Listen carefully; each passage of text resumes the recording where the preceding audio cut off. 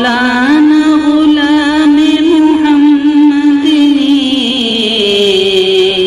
اسے اپنے لہو سے سینچا ہے۔ بینک کا جو انٹرسٹ ہوتا ہے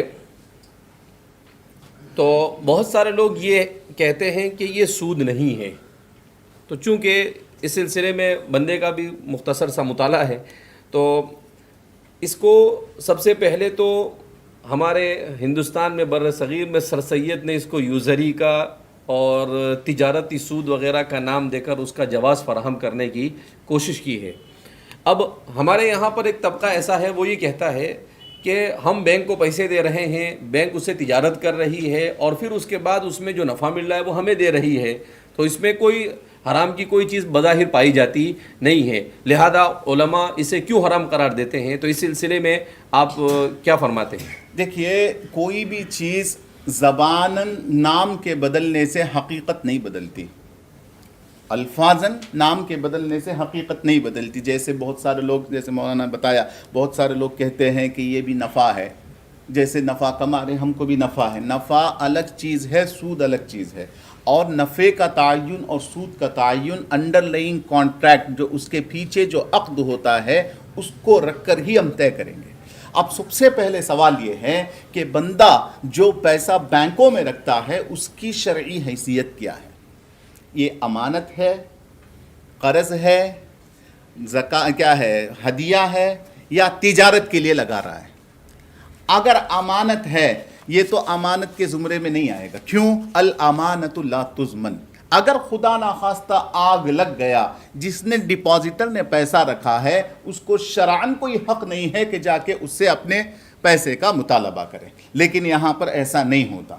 اور دوسری چیز یہ ہے کہ اگر اس کو آپ تجارت کہیں گے، اب شریعت یہ کہتی ہے کہ بھئی نفع میں اگر شرکت کرتے ہیں تو نقصان میں بھی کریں، نقصان میں بھی کریں۔ اب ڈپازیٹر سے یہ سوال ہے، اگر آپ اس کے ایکسٹرا اماؤنٹ کو نفع کہتے ہیں، اگر خدا نخواستہ بینک دیوالیہ ہو جائے تو کیا آپ اس کے نقصان کو مانیں گے؟ وہ کہے گا نہیں حضرت، ہمیں نہیں، بلکہ کیا کہتے ہیں کہ ہمارا جو پرنسپل اماؤنٹ ہے، جتنا ہم نے ڈپازیٹڈ اماؤنٹ ہے، وہ تو ہمارا محفوظ ہوگا، ہونا چاہیے، اور بینک والے بھی اس کی گارنٹی دیتے ہیں کہ آپ نے جتنا ڈپازٹ کیا ہے آپ جب چاہے اس کو نکلوا سکتے ہیں۔ وہ تھوڑا بہت فرق ہے کہ بھئی کیا ہے، سیونگ اکاؤنٹ میں کیا اصول ہے، یہ ہے، لیکن اصل بات چیز یہ ہے کہ آپ اس کو نکال سکتے ہیں۔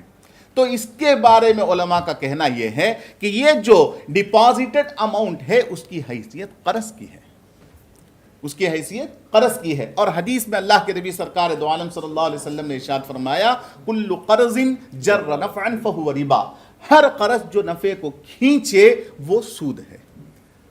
لہذا اس بنیاد پر ہم کہتے ہیں، بلکہ علماء کا کہنا یہ ہے کہ بینک جو ڈپازیٹڈ اماؤنٹ کے اوپر سالانہ 6% یا 5% وغیرہ جو ایکسٹرا دیتا ہے وہ سود کے زمرے میں آئے گا، وہ نفع نہیں ہوگا۔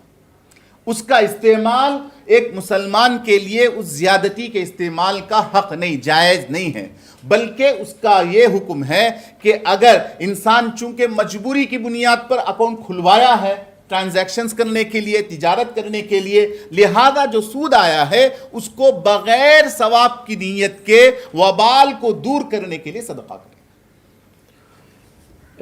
جزاکم اللہ خیر فی الدارین۔ یہ چند وہ مسائل جو ہمارے معاشرے میں گرما گرم اس وقت چل رہے ہیں، ان کے سلسلے میں شرعی رہنمائی کے لیے ہم نے مفتی صاحب سے اس ملاقات کا انعقاد کیا۔ جیسا کہ مفتی صاحب نے کہا، اصل میں سود جو ہے یہ بہت بڑی لعنت ہے، اور کیپٹلزم میں سود یہ ریڑھ کی ہڈی مانا جاتا ہے، تو ہمارا اور ان کا تضاد ہے اس مسئلے میں۔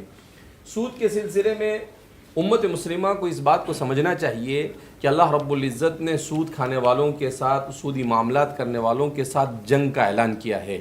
اسی لیے علماء نے لکھا ہے کہ اعتقادی مسائل میں سب سے بڑا اگر کوئی گناہ کا کام ہے تو وہ شرک ہے، اور عملی مسائل میں اگر سب سے بڑا کوئی گناہ ہے تو وہ سود ہے۔ لہذا سود سے ہمیں بچنے کی مکمل کوشش کرنی چاہیے ہر شخص کو۔ حدیث پاک میں نبی کریم صلی اللہ علیہ وسلم نے جس دور سے ہم گزر رہے ہیں اس کی پیشین گوئی دی۔ ایک حدیث میں اللہ کے رسول صلی اللہ علیہ وسلم نے ارشاد فرمایا کہ ایک زمانہ ایسا آئے گا کہ سود عام ہو جائے گا، یہاں تک کہ اگر کوئی بچنا بھی چاہے گا تو اس کا دھواں بھی اس کو لگ جائے گا. تو ہم دیکھ رہے ہیں ان چیزوں کو. لہذا سود کے سلسلے میں ہمارے علماء کو خوب تفصیل سے پڑھنا چاہیے. حضرت مولانا عبید اللہ صاحب اسدی کی کتاب ہے سود کے سلسلے میں ربا کے نام سے, اور اس کے علاوہ سود کے مسائل کے نام سے مولانا خیر آبادی کی کتاب ہے, اور مسئلہ سود کے عنوان سے حضرت مفتی شفیع صاحب کی کتاب ہے, اور مولانا تقی صاحب کی جو کتابیں ہیں ان کتابوں کا ہمیں مطالعہ کرنا چاہیے. مولانا نے اس میں سمجھایا ہے کہ سود کیا چیز ہے, کہ ہمیں اس بات کو سمجھنا چاہیے کہ شریعت کا ایک بنیادی اصول کہ آپ کو اس وقت تک نفع لینا آپ کے لیے جائز نہیں ہوگا جب تک کہ آپ رسک اور ضمان نہ اٹھائیں. جب آپ کسی چیز کا رسک اٹھائیں گے تو آپ کے لیے ربح جائز ہوگا, بینیفٹ اور نفع جائز ہوگا, اور جہاں آپ نے رسک نہیں اٹھایا وہاں پر آپ کے لیے نفع جائز ہوگا نہیں. جیسا کہ ہم نے ابھی سنا کہ یہ جو کچھ بھی ہے بینک میں وہ ساری چیزیں یہ امانت نہیں ہے. بہرحال اللہ رب العزت ہم سب کو امت کی شریعت کی روشنی میں رہنمائی کرنے کی توفیق مرحمت فرمائے, اور اللہ ہم سے راضی ہو جائے ایسے اعمال کی توفیق مرحمت فرمائے.